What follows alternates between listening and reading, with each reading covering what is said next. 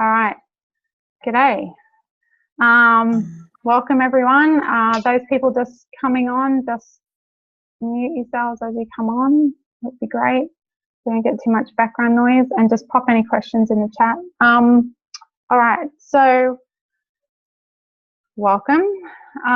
Just for those people who don't know me particularly well,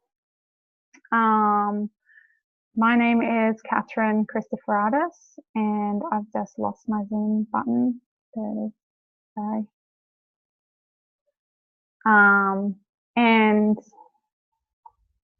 my background is in medical research, and something that probably a lot of people don't know, because I don't talk that much about it, is I also did a second degree in psychology.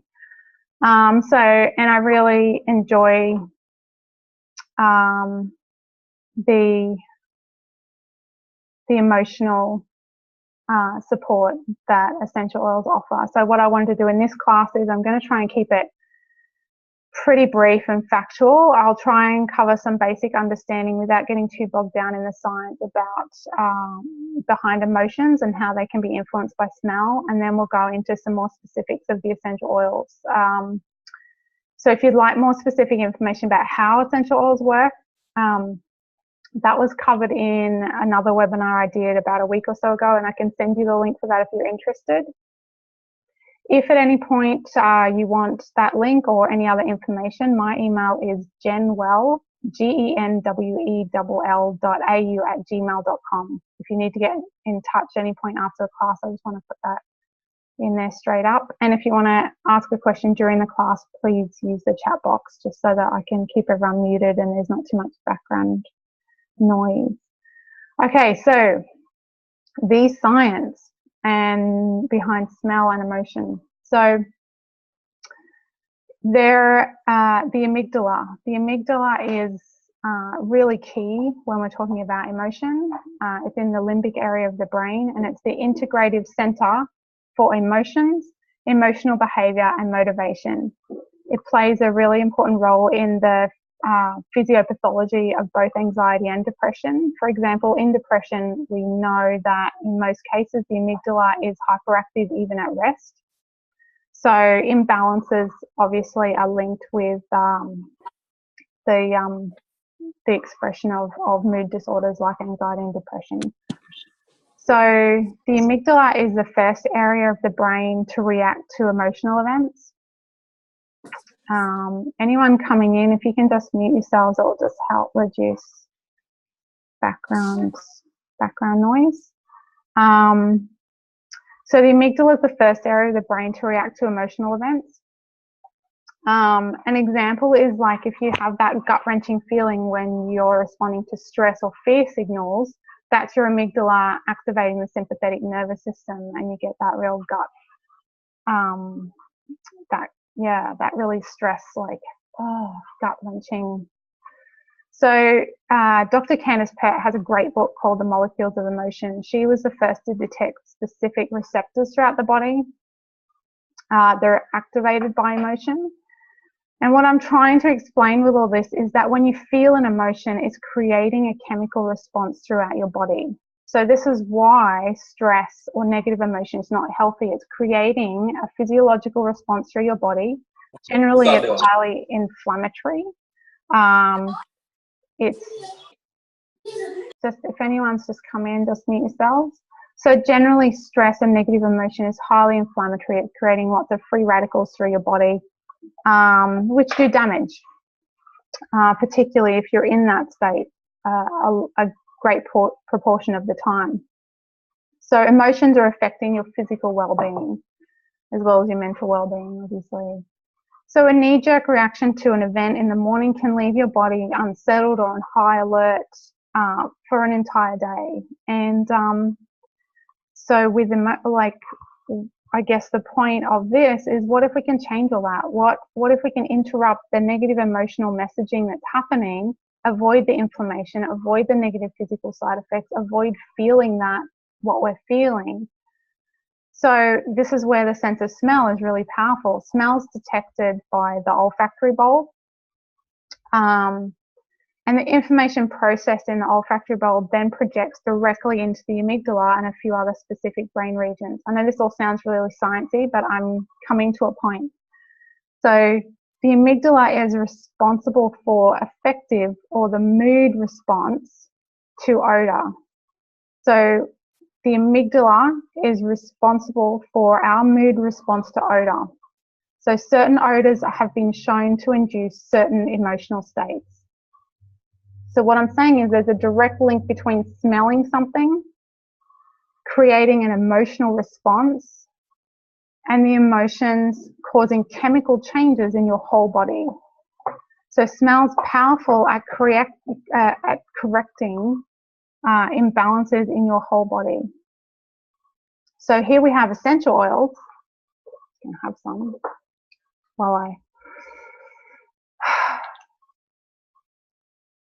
while I present, keep my emotions soothed and calm.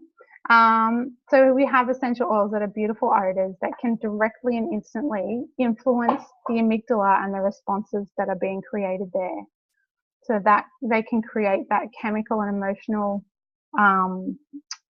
response to a situation and change the chemistry that's happening throughout the body when an emotional signal pathway is triggered. So what does this all mean? If you're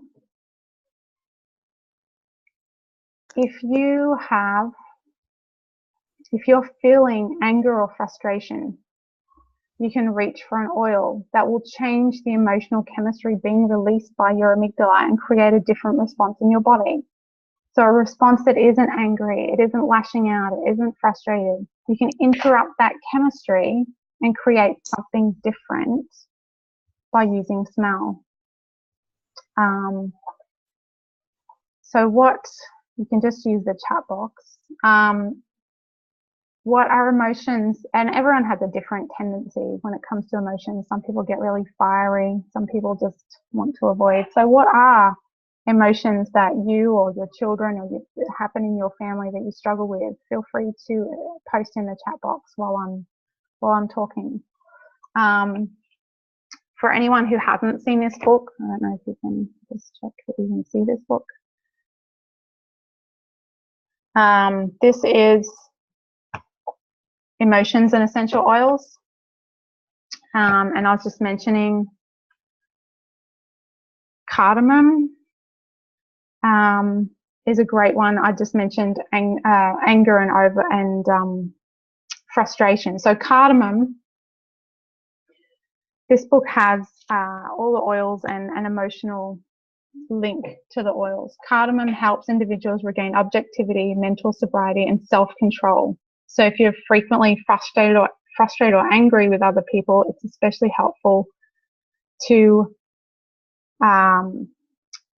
become more rational, bring balance and mental clarity and objectivity. So long-term history of anger or aggression, cardamom is a really great one to just bring that down, soothe that, and just bring that back into a sense of calm and balance. So Lauren just posted overwhelm. Yeah, overwhelm. I actually just, you know, when you're really, so lashing out 5-year-old balance works well. Awesome, thank you. You know, overwhelm's an interesting one because basil is really beautiful. You've got your restful, calming, restful blend. Digestive blend is another interesting one because that helps you sort of digest and process things on an emotional level. What I just smelt before is actually the easy air, because if you're really up here and you need to just breathe, grab your breathe, your easy air, and just bring it all down.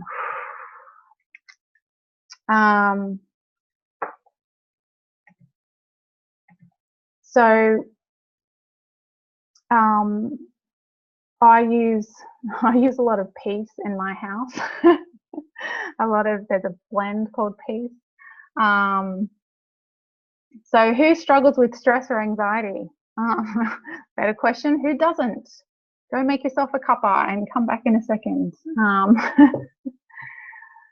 So stress and anxiety, there's so many oils, and it's an individual thing because everybody's biochemistry is different. But balance, that Lauren just mentioned a minute ago in the chat, she said balance helps for her 5-year-old that's lashing out. But balance is a really beautiful one for just bringing, again, that stress and anxiety, just a really grounding. I keep going like this because it brings you back down. It's grounding, calming. If I know that I've got something stressful to do in a day that I know is going to flare my anxiety, I will just put that on as a perfume. It smells amazing. It's a blend of beautiful grounding woody oils. If anyone here is listening in and doesn't know that I'm talking about doTERRA oils, these are doTERRA blends that I'm referring to, but it's a beautiful grounding blend of woody oils, part of our mood kit. And I did have a request for more information on the mood kit. If you have a specific question about that, please post it in the chat box so I can get to that. But yeah, if I've got a day that I know is going to cause me some stress or anxiety, I will pop that on in the morning, pop it on my pulse points, just here on my wrists, on my heart, and that just keeps me from getting too overwhelmed and stressed. I do also, another beautiful one that really works for kids that are stressed or anxious is wild orange. Such a simple, beautiful, clean oil. But it's a joyful oil. It's an uplifting oil. It brings a little fun and spontaneity and child's play back into your body and your emotional well-being. So that's a really, really beautiful, easy one.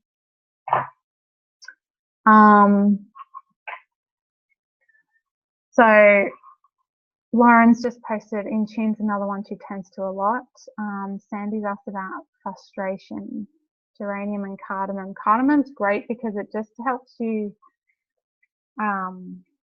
with that, that frustration and anger that sort of flares. And I'll just go back to, so it's the oil of objectivity. So it helps you sort of step back from that intense emotion that's getting you frustrated and just gives you that little bit of objectivity to step back. Gnomes, I love Peace Blend. I find I have vivid dreams when I have it on. Interesting. Lime is good for lifting spirits. Yes, great in sparkling water. I love lime. Lime is about, zest for life. It's really great for just bringing that joy back as well. The citruses are all really great like that.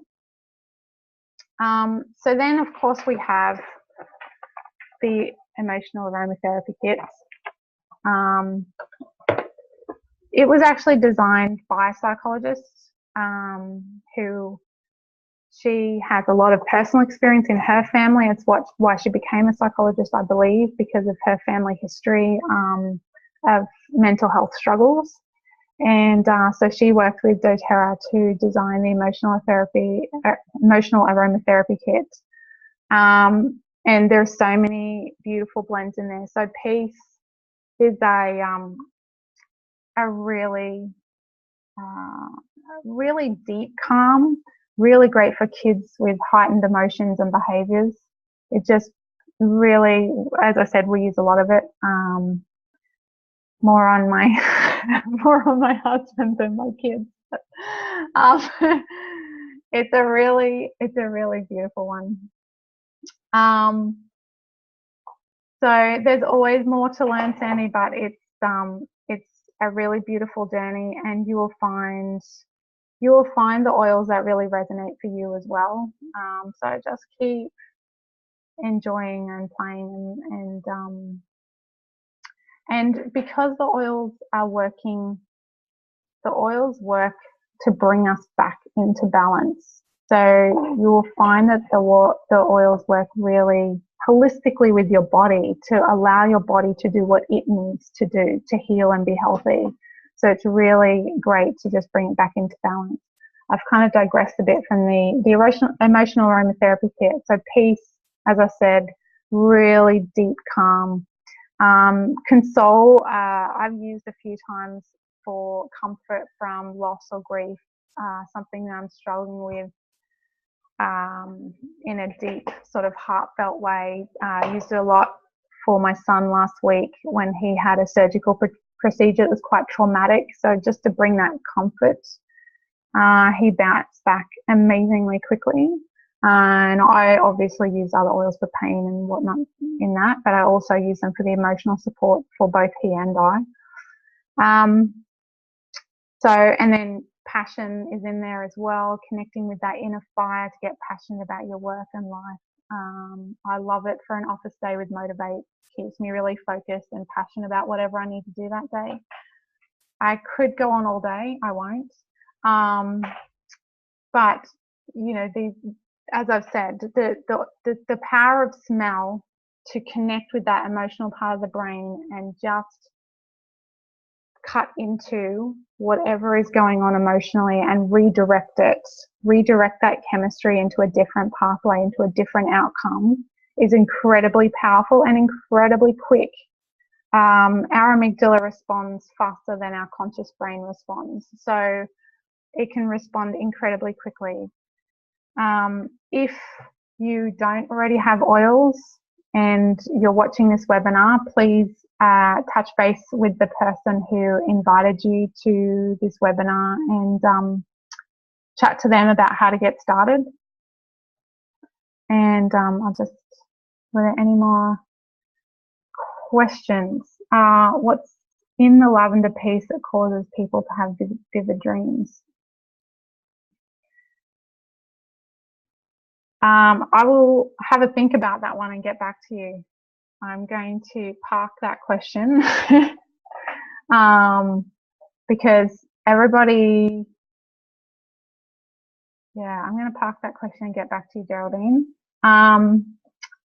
When I diffuse lavender pea in bad dreams, and I'm not the only one who's experienced this.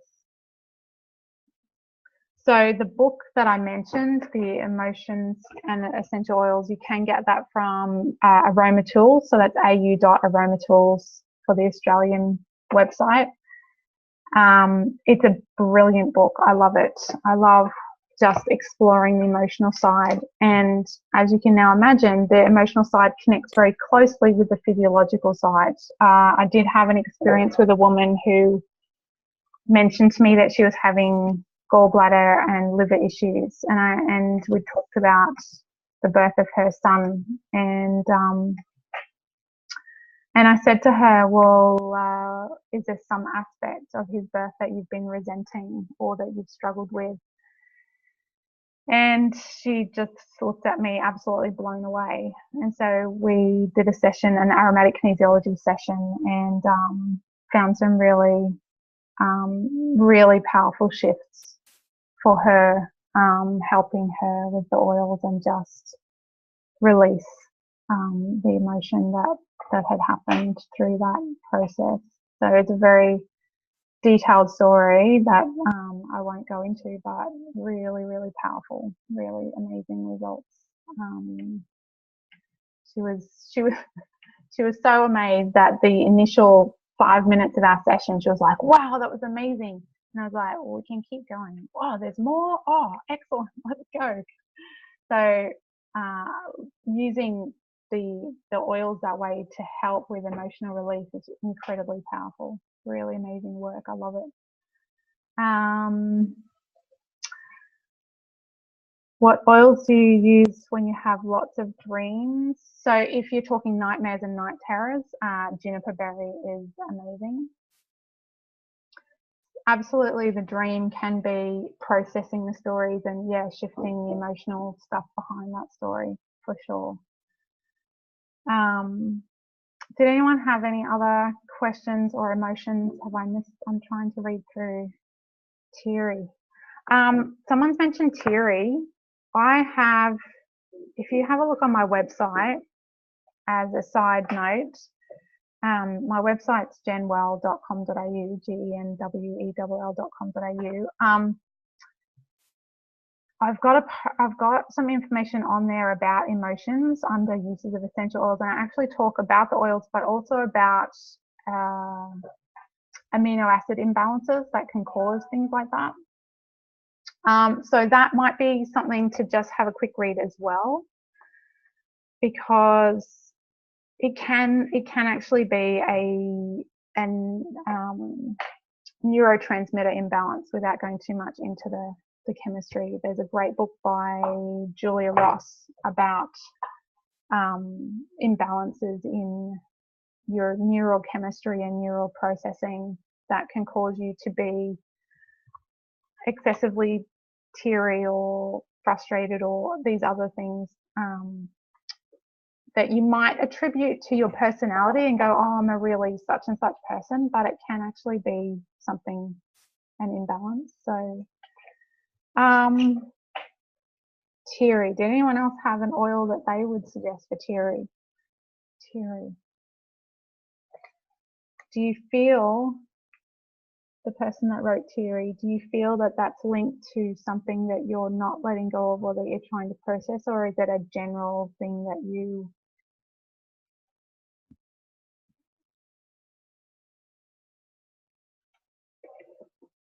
Helichrysum is great for, I was just going to say, it's interesting, you just said got worse after birth. I've just turned to helichrysum, which is the oil of pain and trauma. It's a great healer of pain, and I'm just throwing it out there because that's where so spiritual healing, transformation, it can teach us to have gratitude for our trials. And you've just mentioned that it was worse after birth, and I just wonder if there's a connection there. So that might be something to just have explore what around that the underlying emotions might be for you. And I'm always happy to touch base and maybe do a bit of aromatic kinesiology around that if you're interested. But yeah, just maybe have a think about if there's an underlying emotion and then find the oil for that, if it would be a good starting point. Reflect on that. Any other questions? I will stop recording in a second because I've kind of covered all the important stuff.